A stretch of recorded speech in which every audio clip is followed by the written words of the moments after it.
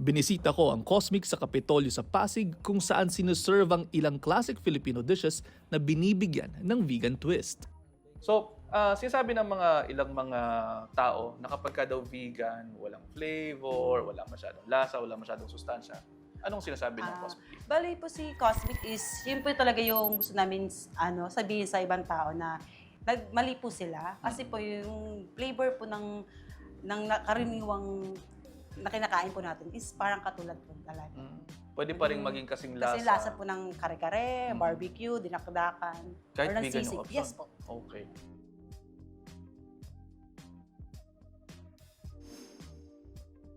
Sa dami ng ino-offer na vegan dishes dito, ano kaya ang magna-number 1 sa aking tiyan? Sa aking puso. Ano pa hinihintay natin? Tikman na natin to. Una kong tinikman ang kanilang bestseller, ang fried chicken na garantisado 100% walang manok. Bukan muna natin na walang gravy.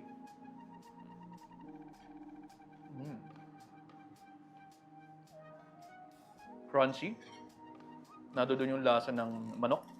Para talaga siyang manok. Bukan naman natin yung may gravy nila. Ano yung may gravy?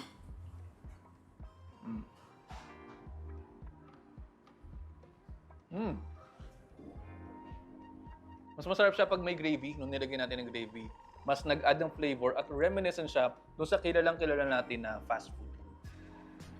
Try nyo to. Next naman ang all-time favorite na kare-kare. Talong, bagoong, at yung mock meat. Tikman natin yung mock meat.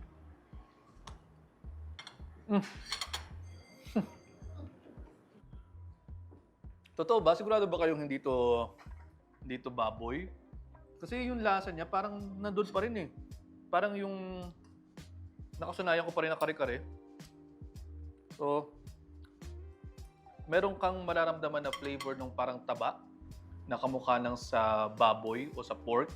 Pero less yung grease kasi niya. Hindi katulad nung nakasanayan natin na pork na greasy siya. Nako, I love my job. Ang favorite kong Ilocano delicacy na dinakdakan, ano kaya ang lasa kapag ginawang vegan? Mahilig ako sa dinakdakan, mahilig ako sa sisig. At nagluluto kami nito sa amin sa bahay. Pero itong nararanasan ko ngayon na dinakdakan dito sa Cosmic, hindi nalalayo ng lasa. At hindi ko hinahanap yung lasa ng pork o yung lasa ng yung original. Kasi parang makukuha mo siya dito. Pero yun nga, kamukha nung sa ating kare-kare, less talaga yung grease niya.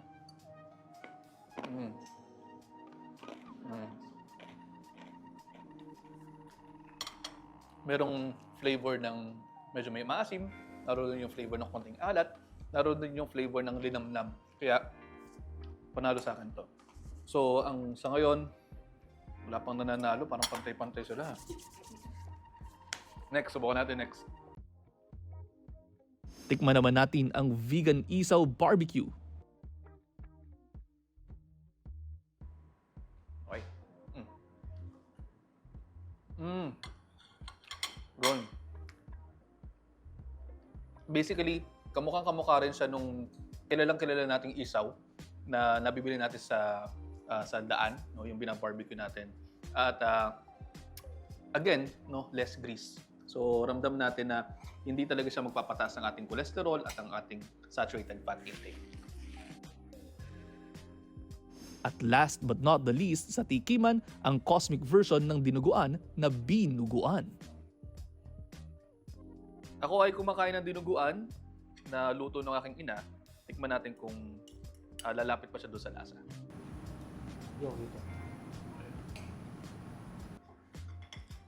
Next ay yung ating laman. Cheers.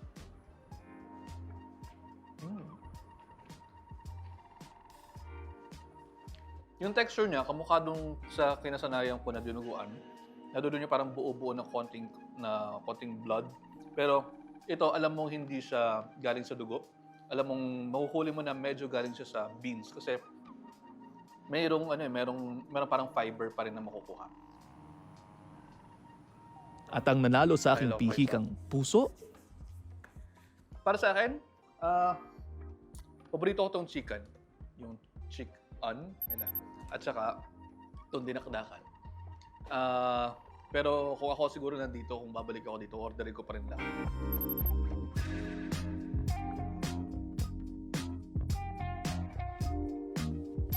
Hindi naman kinakailangang overnight ang pagbabago ng ating mga diets. O pwede maging creative para mas maging sustainable ito. Halimbawa, ang inyong paboritong dish, hanapan natin ng plant-based alternative. Imbis na dairy ang milk natin, gawin nating soy. Ang importante, balanse. Dahil kapag naman kumakain tayo, hindi lamang dapat siya yung masaya, dapat pati ang ating puso.